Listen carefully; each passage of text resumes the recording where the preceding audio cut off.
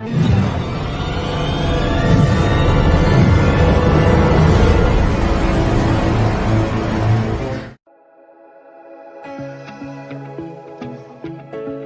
बार मैं आपके लिए लाया हूं top 10 Excel tricks for your interview. इस क्लास में 17 बच्चे हैं जो कि अलग अलग हाउसेस में डिवाइडेड हैं, सैफरन, व्हाइट एंड ग्रीन। इनके स्कोर्स कुछ ऐसे दिए गए हैं। कुछ नटखट बच्चों ने टेस्ट को अटेंड नहीं किया है, इसलिए उन्हें 0 मिला है और वो दिख भी रहे हैं। राइट, तो अब देखते हैं एक एक करके वो फॉर्मूलाज क्या है जो आपके डेली लाइफ में बहुत काम आएंगे, आपके इंटरव्यू में भी बहुत सहारा देंगे। सबसे पहले फंक्शन बनता है count A equal to count. अब देखेंगे काउंट के नाम पर बहुत सारे फॉर्मूला है, घबराइए नहीं, हमें जाना है काउंट ए के ऊपर। काउंट ए मतलब ऑल, काउंट ऑल। अगर मैं इन सब चीजों को सिलेक्ट कर देता हूं तो काउंट ऑल कहा जाएगा 17। लेकिन अगर एक या दो जन के केसेस में टेस्ट के स्कोर अभी तक इवैल्यूएट हुए नहीं है तो आप देखोगे ये बन जाता है 14। यानी कि काउंट ए उन सेल्स को ही चूज करता है जिसमें कुछ है। काउंट ए मींस काउंट ऑल। अब अगर आपको यह देखना है कि 3 बच्चों के टेस्ट स्कोर्स अभी नहीं आए हैं, यानी कि वो सेल्स ब्लैंक है, वो कितने हैं, तो आपको लिखना है फॉर्मूला काउंट ब्लैंक। जैसे ही आप काउंट ब्लैंक पे जाते हो, प्रेस कीजिए टैब की और उस पूरे रेंज को आप चूज कर सकते हैं। एंटर। आपने देखा अब दिख रहा है आपको आंसर 3। लेकिन अगर उनमें से एक बच्चा ऐसा हो जिसने टेस्ट जरूर दिया था बट उसे मिले हैं 0, तो दिखाएगा काउंट ब्लैंक सिर्फ 2। राइट, अब काउंट वो फॉर्मूला है जो सिर्फ नंबर्स को गिनता है। तो अगर मैं लिखता हूं काउंट और चूज करता हूं सारे नंबर्स को, तो दोस्तों देखिए आंसर क्या होगा, 15। वाई? बिकॉज 2 ब्लैंक्स हैं और बाकी सब नंबर्स हैं।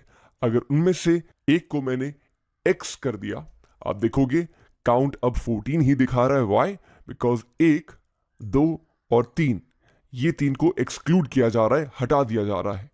मैं वापस इस बच्चे की स्कोर ले आता हूं, नहीं तो इसे आज घर में मार पड़ेगी। आइए आगे बढ़ते हैं। सम का मतलब है टोटल सम, यानी कि सारे स्कोर्स को टोटल कर दिया जाए। एंटर। 54.7। मैक्स मतलब मैक्सिमम स्कोर क्या है, तो मैक्स लिखता हूं, चूज करता हूं सारे स्कोर्स को और मिलता है मैक्स। सुपर, यानी किसी ना किसी को 5 में से 5 जरूर मिला है। मिन, ऑफ कोर्स मिन यहां पर आपको 0 ही दिखाएगा बिकॉज एक बच्चे ने टेस्ट जरूर दिया है बट उसे मिला है 0। अब अगर आपको देखना है एवरेज, एवरेज उन बच्चों का जिन्होंने टेस्ट दिया है, तो अगर अभी मैं एवरेज फॉर्मूला का इस्तेमाल करता हूं तो इन दोनों बच्चों का स्कोर्स को नहीं गिना जाएगा। लेकिन अगर यहां पर 0 होता तो वो भी आपके एवरेज में इंक्लूडेड रहता। तो आइए देखते हैं फर्क। इक्वल टू एवरेज, इस पूरे स्कोर्स को चूज करता हूं। Average scores of the class is 3.2। अब हो सकता है कि 2 बच्चों के टेस्ट स्कोर अभी तक आए नहीं है, तो अगर मैं पूरा डिलीट कर दूं तो देखिए एवरेज किस तरह बढ़ गया है 3.6, और जैसे उनके स्कोर्स आएंगे हम वहां फीड कर सकते हैं। बट हां, अगर उन्हें 0 मिला है तो एवरेज ऑब्वियसली कम हो जाएगा पूरे क्लास का। तो ये 2 क्लस्टर्स ऑफ फॉर्मूला काफी सिमिलर है। काउंट ए मतलब ऑल, काउंट ब्लैंक मतलब ओनली ब्लैंक, और काउंट मतलब सिर्फ नंबर्स को गिना जाए। यह है मेरा पहला क्लस्टर। दूसरा क्लस्टर में कहा गया है सम, मैक्स, मिन, एवरेज। अब तीसरे क्लस्टर में जाते हैं जो कि बहुत ही इंपॉर्टेंट है। यहां पर 3 स्टूडेंट्स के नाम है और इन 3 स्टूडेंट्स के मुझे स्कोर इसके पास वाले सेल्स में लिखे होने चाहिए। तो मैं इस्तेमाल करता हूं वीलुकअप। अगर आपको और डिटेल में वीलुकअप जानना है तो हमारे वीलुकअप के बहुत सारे वीडियो हैं excelsuperstar.org पर, उन्हें जरूर देखिए। फिलहाल एक बेसिक झलक वीलुकअप के बारे में। लुकअप वैल्यू मतलब जिस स्टूडेंट के नाम के पीछे आप दौड़ रहे हो, यह है लुकअप वैल्यू। कॉमा, अब कहा जाता है टेबल अरे। तो ध्यान रहे दोस्तों कि जब आप वीलुकअप इस्तेमाल करते हो, टेबल अरे ऐसा चूज करें जिसमें पहले कॉलम में वो नाम पाया जाए जिसके पीछे आप दौड़ रहे हो। यानी कि यह सिलेक्शन गलत हो जाएगा और यह सिलेक्शन बिल्कुल सही। अब एट दिस पॉइंट, इस टाइम पर मैं प्रेस करता हूं फंक्शन की F4। F4 लगाने से ये $4 आपकी स्क्रीन पर आएंगे और इसका मतलब यह है कि कभी भी ये जो पूरा टेबल है नीचे कभी भी खिसकेगा नहीं, ये अपनी जगह पर बिल्कुल बरकरार रहेगा, रॉक सॉलिड, कॉमा। अब 1, 2 और 3 ये तीसरे कॉलम में स्कोर्स हैं, इसलिए मैं कहता हूं कॉलम इंडेक्स नंबर 3। और लास्टली मुझे एकदम एग्जैक्ट मैच चाहिए, अविरूप दासगुप्ता, यानी कि अविरूप दासगुप्ता का ही स्कोर मुझे दिखना चाहिए, राइट, अविरूप मुखर्जी का नहीं, इसलिए मैं कहता हूं फॉल्स। बहुत जन फॉल्स की जगह 0 भी लिखते हैं और ये बिल्कुल सही है। एंटर। वाओ, जैसे ही मैं डेटा को कॉपी पेस्ट करता हूं मुझे इन तीनों स्टूडेंट्स के स्कोर अपने आप इस टेबल से निकालकर दे दिए जाते हैं। आइए देखते हैं क्या वो सही है। अविरूप दासगुप्ता, उसके बाद अनुज गर्गवा, ये भी सही है, और तीसरा अनुराग कुमार। तो देखा दोस्तों, एक ही फॉर्मूला वीलुकअप से आपने तीनों के स्कोर को निकाल लिया है, और वीलुकअप कहा जाता है सबसे इंपॉर्टेंट फॉर्मूला एक्सेल का। तो इसके बारे में और जानिए और हमारे वीडियो को जरूर देखिएगा। फिलहाल मैं आगे बढ़ता हूं। कॉनकैटिनेट वो फॉर्मूला है जो दो चीजों को जोड़ता है। सो अगर मैं कहता हूं अविरूप दासगुप्ता और फिर एम्परसेंड और फिर कहता हूं 4.7, आप देखोगे ये दोनों डेटा को जोड़ देता है। लेकिन दोस्तों मैं चाहता हूं कि एक स्पेस रहे अविरूप दासगुप्ता के बाद। ओके, तो मैं इस फॉर्मूला को दोबारा लिखता हूं, Avirup Dasgupta ampersand, double quotes के अंदर एक स्पेस जरूर रखें, वापस एम्परसेंड दें और वापस 4.7 को सिलेक्ट कर लें। आप देखोगे नाम के आगे स्कोर भी आ गए हैं। ये सेम चीज अगर आप चाहो तो कॉनकैटिनेट फॉर्मूला से भी कर सकते हो। कॉनकैटिनेट, मैं इस डेटा को चूज करता हूं, कॉमा, फिर डबल कोट्स के अंदर एक स्पेस, फिर वापस एक कॉमा और फिर 3.8, एंटर। तो दोस्तों रिजल्ट वही है। आप चाहे तो एम्परसेंड यूज कर सकते हैं, आप चाहे तो कॉनकैटिनेट यूज कर सकते हैं, दोनों में कोई फर्क नहीं। नेक्स्ट मैं चलता हूं काउंट इफ फॉर्मूला के ऊपर। मुझे ये जानना है कि सैफरन हाउस में कितने बच्चे हैं, व्हाइट हाउस में कितने बच्चे हैं और ग्रीन हाउस में कितने बच्चे हैं। सो मैं लिखता हूं काउंट इफ, प्रेस करता हूं टैब की। दो चीज पूछे गए हैं, रेंज और क्राइटेरिया। रेंज मतलब वो रेंज ऑफ वैल्यूज जहां आप ढूंढने वाले हो कि व्हाइट हाउस कितने हैं, सैफरन हाउस कितने हैं और ग्रीन हाउस कितने हैं।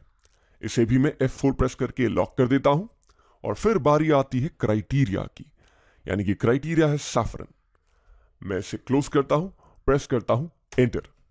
यानी कि इस फॉर्मूला को जब मैं कॉपी पेस्ट करूंगा तो मुझे यह पता चलेगा कि सैफरन हाउस में 7 बच्चे हैं, व्हाइट में 5 और ग्रीन में 5। टोटल कुल मिलाकर कितने हुए, 17, और जो कि मेरे डेटा से मैच करता है। अब अगर आपको चाहिए इन सारे हाउसेस के टोटल स्कोर, यानी कि सैफरन हाउस में जितने बच्चे हैं उसके टोटल स्कोर, व्हाइट हाउस के टोटल स्कोर और ग्रीन हाउस के टोटल स्कोर, तो आपको जाना पड़ेगा सम इफ में। अब देखिए दोस्तों, पहले दो क्राइटेरिया और रेंज एकदम बिल्कुल बराबर है, काउंट इफ से मिलता जुलता है। तो आइए देखते हैं इसे कैसे कंप्लीट किया जाए। रेंज, इस पूरी रेंज को मैंने सिलेक्ट किया है, प्रेस करता हूं F4, कॉमा। दूसरा है क्राइटेरिया जिसके नाम पर मैं सैफरन चूज करता हूं। तीसरा, रेंज वो हो जिसमें सम किया जा सके। ऑब्वियसली हम नंबर्स को ही सम कर सकते हैं, इसलिए मैंने इस सम रेंज को चूज कर लिया। एक बात का ध्यान रहे दोस्तों, सम इफ या काउंट इफ फॉर्मूला जब आप लिखें, रेंज की हाइट हमेशा सेम होनी चाहिए। अगर ये ऊपर नीचे आपने कर दिया तो आंसर भी गलत, इसलिए हाइट को सेम रखते हुए मैं प्रेस करता हूं F4 और फिर करता हूं क्लोज द ब्रैकेट, एंटर। जैसे ही मैं कॉपी पेस्ट डाउन करता हूं मुझे यह पता चलता है कि सैफरन हाउस के बच्चों ने 25.1 का स्कोर टोटल अपने पास रखा है। पर दोस्तों आप कह सकते हो कि सैफरन हाउस में 2 बच्चे ज्यादा हैं, उनके टोटल को कंपेयर करना व्हाइट और ग्रीन से बड़ी नाइंसाफी होगी, राइट? तो आप चाहो तो सम के वर्ड को हटाकर आप रख सकते हो वर्ड एवरेज इफ का, राइट? अब जितने बच्चे हैं उनके एवरेज निकाले जाते हैं और इसे मैं करता हूं कॉपी पेस्ट, राइट? फॉर्मेटिंग के लिए Ctrl+Shift+1। तो अब यह पता चलता है कि average score of a saffron student is 3.59, white 2.94 and green house 2.98। तो दोस्तों सम इफ और एवरेज इफ फॉर्मूला सिर्फ नाम में फर्क है, लेकिन अंदर के पैरामीटर के सीक्वेंस वैसे ही है। नेक्स्ट मैं चलता हूं ड्रॉप डाउन लिस्ट पे। अब मैं इस सेल को चूज करता हूं, जाता हूं डेटा में, क्लिक करता हूं डेटा वैलिडेशन में, और इस डेटा वैलिडेशन में क्लिक करने के बाद मैं जाऊंगा इस टैब सेटिंग्स में। सेटिंग्स के अंदर लिस्ट, और ये कह रहा है कि अगर आप लिस्ट चूज करना चाहते हैं उसके सोर्स क्या हो, तो सोर्स के नाम पर मैं इन पूरे बच्चों के नाम की लिस्ट को चूज करता हूं और प्रेस करता हूं ओके। और अब देखो नजारा, देखिए कितने आसानी से ड्रॉप डाउन बन गया है। आप चाहो तो कोई भी नाम इसमें से चूज कर सकते हो। और अगर देखा जाए ये ड्रॉप डाउन मैं चाहूं तो अविरूप दास गुप्ता के नाम पर भी पेस्ट कर सकता हूं। फायदा, अब आप जब भी कोई भी स्टूडेंट्स का नाम चूज करते हो तो अपने आप उसका स्कोर आपको बदलता नजर आता है, राइट। सो ये है combination of VLOOKUP and drop down list. Next, आप चाहते हो कि जिनको मिला है 3.5 या उससे ऊपर उन्हें ग्रीन मार्क किया जाए, राइट। तो मैं इस पूरे सेल्स को चूज करता हूं, जाता हूं होम, कंडीशनल फॉर्मेटिंग में, और कह देता हूं उन सेल्स को हाईलाइट किया जाए जो कि ग्रेटर देन, या फिर ग्रेटर देन इक्वल टू भी कर सकते हैं, ग्रेटर देन 3.4 हो, उनको आप कर दीजिए ग्रीन। ओके, आपने देखा कितने आसानी से उन स्टूडेंट्स के स्कोर को ग्रीन कर दिया गया है जिनके स्कोर है 3.4 या उससे ज्यादा। Last trick, text to column. ये बहुत ही इंपॉर्टेंट ट्रिक है और इसके लिए मैं थोड़ा स्क्रॉल नीचे करता हूं। मेरा अगला मकसद यह है कि इन सारे नाम और सरनेम्स को अलग अलग, दो अलग अलग कॉलम में डिवाइड कर दूं। इन पूरे डेटा को चूज करने के बाद मैं जाता हूं डेटा में और जाता हूं टेक्स्ट टू कॉलम्स के अंदर। अब इसका मतलब है एक टेक्स्ट को अलग अलग कॉलम्स में बांट दिया जाए। देखा यह जा रहा है कि हर एक नाम और सरनेम के बीच में एक स्पेस है, इसलिए मैं स्पेस को चूज करता हूं और फिर नेक्स्ट जाता हूं और अपने डेस्टिनेशन को चेंज करते हुए अगले सेल का नाम दे देता हूं ताकि डेटा पुराने वाले को हटाया नहीं जाए। Finish. There's already data here. Do you want to replace? Yes, okay. Wow. देखा दोस्तों कितने आसानी से आपने टेक्स्ट कॉलम के जरिए डेटा को अलग अलग कर दिया। अगर चाहें तो इसे वापस कंबाइन कर सकते हैं। कैसे? कॉनकैटिनेट से। इस पूरे डिस्कशन में तो भूल ही गया कि आपको इफ फॉर्मूला तो जरूर बताना था, तो आइए इफ फॉर्मूला भी कर लेते हैं। तो जिनको मिला है 0 उन्हें रीटेस्ट देना चाहिए, तो ये फॉर्मूला में कैसे लिखूं? Equal to if the score is equal to 0 then आवाज आनी चाहिए रीटेस्ट की। आई नो उस बच्चे को बड़ा बुरा लग रहा होगा कि बाकी सब बच्चे छुट्टी पे जा रहे हैं और उसे रीटेस्ट देना पड़ रहा है, बट कोई इसका उपाय नहीं है। और जिन्होंने टेस्ट में 0 से ऊपर स्कोर किया है उन्हें कुछ नहीं करना है, इसलिए डबल कोट्स। अगर आप गौर से देखेंगे, पहला है लॉजिकल टेस्ट, जिसका सवाल कुछ इस तरह पूछा गया है कि आंसर या तो हाँ है या ना है। अगर आंसर हाँ है तो क्या किया जाना चाहिए, अगर आंसर ना है तो फिर क्या किया जाना चाहिए। ऐसा लग रहा है कभी हाँ कभी ना। यस, एंटर प्रेस करता हूं और इस पूरे डेटा को कॉपी पेस्ट कर लेता हूं। आप देखो 3 जगह मुझे रीटेस्ट दिख रहे हैं।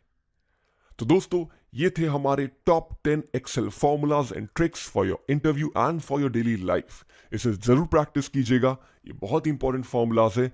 तब तक के लिए मैं अगले वीडियो की तैयारी में जुट जाता हूं।